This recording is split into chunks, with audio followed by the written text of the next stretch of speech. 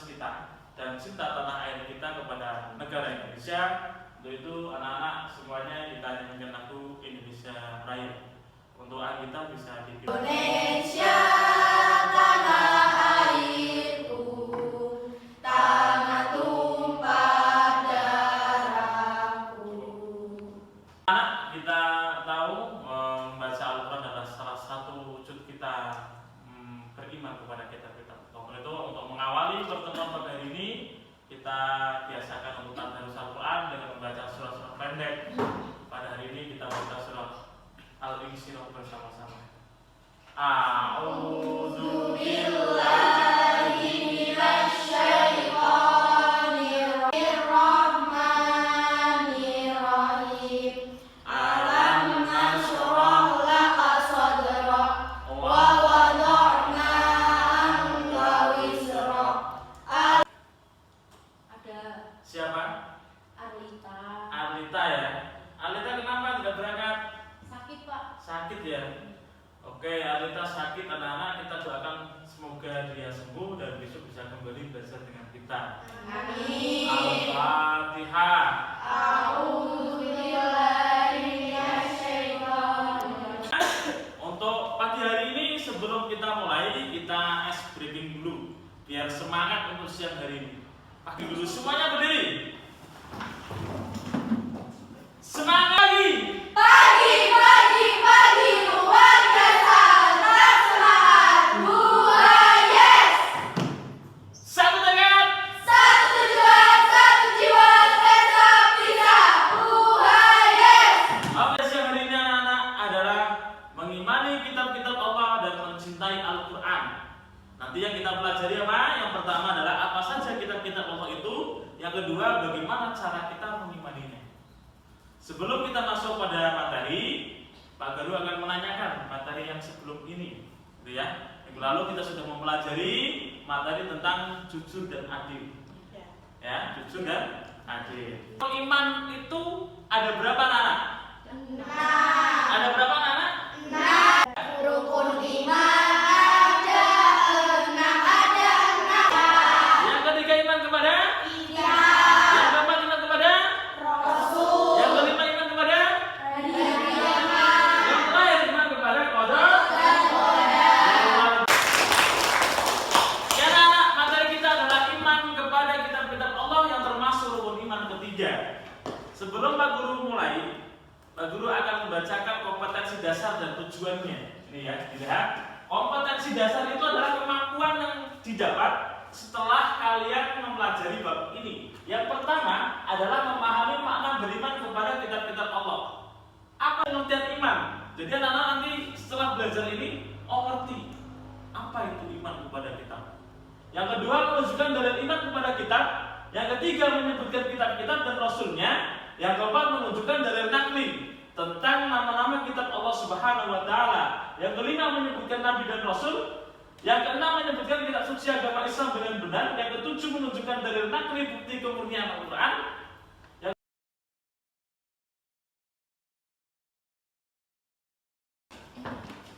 Karena setelah saya jelaskan tujuan dan kompetensi dasarnya, Pak Guru punya pertanyaan untuk mengetes kemampuan kalian tentang makna iman ini. Apa yang dinamakan iman? Siapa? Oke, Raras, apa? Percaya. Luar biasa. Ya, Ada Pak. yang lain? Ada yang lain ya? Anda suci? Meyakini. Meyakini. Tadi percaya, ada yang lain. Ada yang bisa melengkapi? Saya. Oh iya, Delia.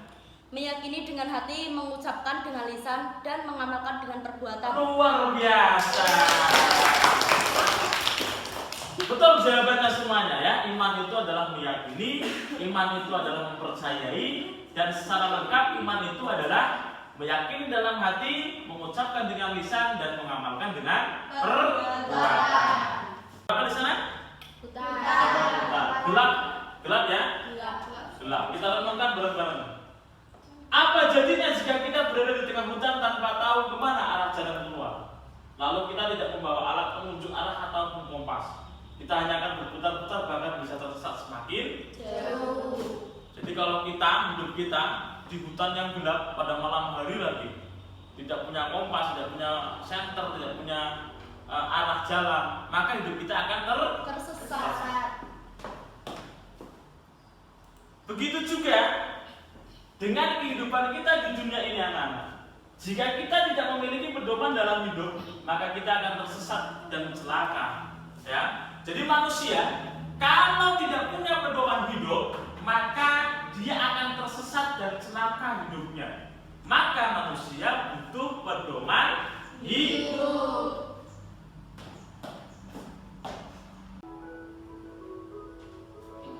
Bab 1. Meyakini kitab-kitab Allah, mencintai Al-Quran. Bagian A. Mari renungkan. Marilah kita renungkan, apa jadinya apabila kita menaiki kendaraan di jalan namun tidak memiliki tujuan yang jelas. Kita hanya naik tapi tidak tahu kemana tujuannya. Tentu kita hanya akan menghambur-hamburkan bahan bakar dan mengganggu perjalanan pengguna. Saya. Oke, Ananda Laras. Bagaimana kalau Sebut sudah ditonton semua ya? Saya. Kira-kira dari video tersebut ada yang ditanyakan? Saya, Pak. Oke, Ananda Laras, silakan. Bagaimana kalau manusia tidak punya pedoman hidup? Bagaimana kalau manusia tidak mempunyai pedoman hidup? Ada yang bisa menjawab? Saya. Oke, Ananda. Kalau tidak punya pedoman hidup, maka hidupnya akan tersesat. Kesimpulannya, manusia harus memiliki pedoman hidup, yaitu Al-Quran. Oke, tepuk tangan untuk kita semua. Jadi anak-anak, manusia itu harus mempunyai pedoman hidup. Kita sebagai umat Islam tentunya adalah meyakini dan mengamalkan kitab-kitab pedoman kita adalah Al-Quran. Kan ada 4 kitab, anak-anak. Yang pertama ada Taurat, yang kedua ada Zabur, yang ketiga ada Injil, dan yang terakhir adalah Al-Quran.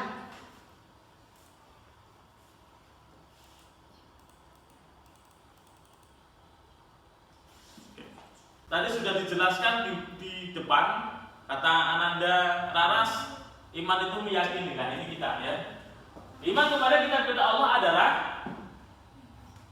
mempercayai mana yang dijelaskan dalam surah An-Nisa ayat 136. Ada yang mau bisa membaca? Saya. Oke, Ananda Suci silahkan dibaca. Yang lain menyimak. A'udzubillahiminasyaitonirrajim. Bismillahirrahmanirrahim. Ayyuhalladzina amanu.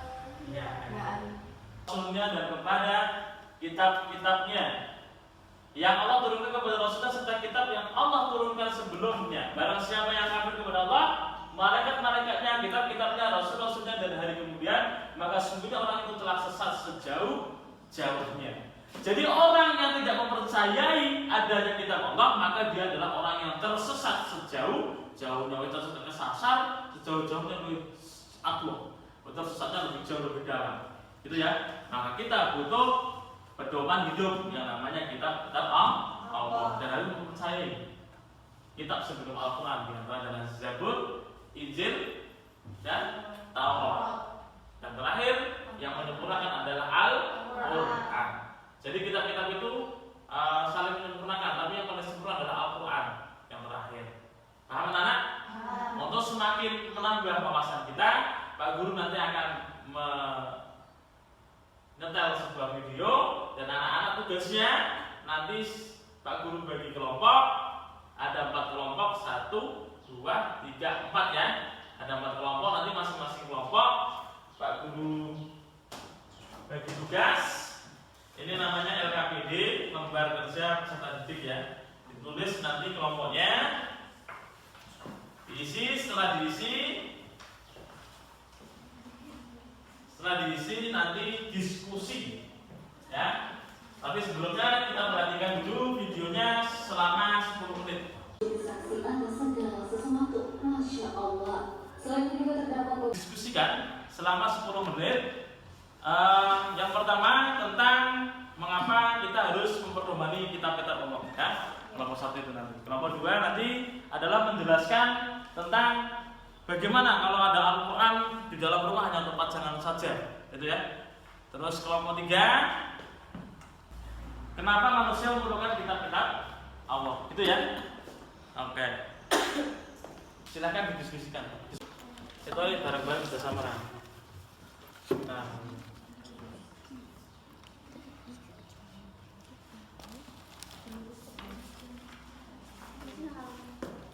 Oke, kalau sudah selesai anak, kita diskusi. Nanti maju, selain maju, silakan mempresentasikan dan setelah itu menanggapi, gitu ya. Oke, silakan dari kelompok 1 terlebih dahulu yang mewakili untuk diskusi ke depan atau dua. Allah adalah asas dan pokok adanya keimanan dan keyakinan bahwa Allah Subhanahu wa taala adalah Rabb dan pemilik segala sesuatu.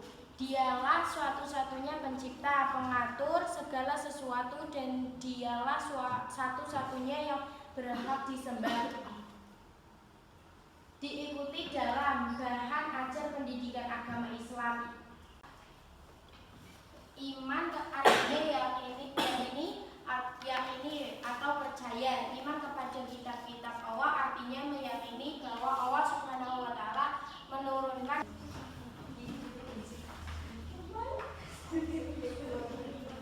Ya, silakan diperkenalkan dan dari mana kelompok berapa.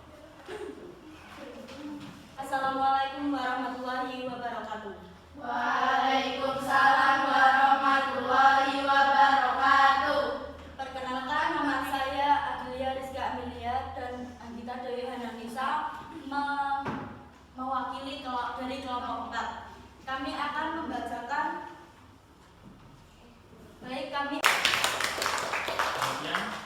demikian yang dapat saya sampaikan, kurang lebihnya minta maaf. Wassalamualaikum warahmatullahi wabarakatuh. Waalaikumsalam warahmatullahi wabarakatuh. Ya anak-anak, kita sudah berdiskusi dari masing-masing kelompok. Masing-masing kelompok sudah mempresentasikan hasil diskusinya. Dan tadi kelompok 1 sudah menjelaskan tentang bagaimana kita beriman kepada kitab-kitab Allah. Dan kelompok 4 tadi menutup dengan bagaimana kalau manusia tanpa kitab-kitab Allah, hidupnya akan tersesat dan tatanan di bumi ini akan hancur. Makanya Allah Subhanahu wa taala kepada para rasulnya menurunkan kitab-kitabnya untuk pedoman hidup manusia.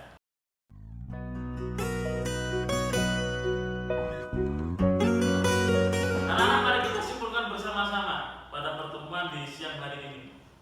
Kesimpulannya yang pertama, bahwa manusia harus mengakui dan menghormati kitab-kitab Allah sebelum Al-Quran. Jadi sikap beriman kepada kitab Allah itu yang pertama adalah mengakui dan menghormati kitab-kitab Allah sebelum Al-Quran.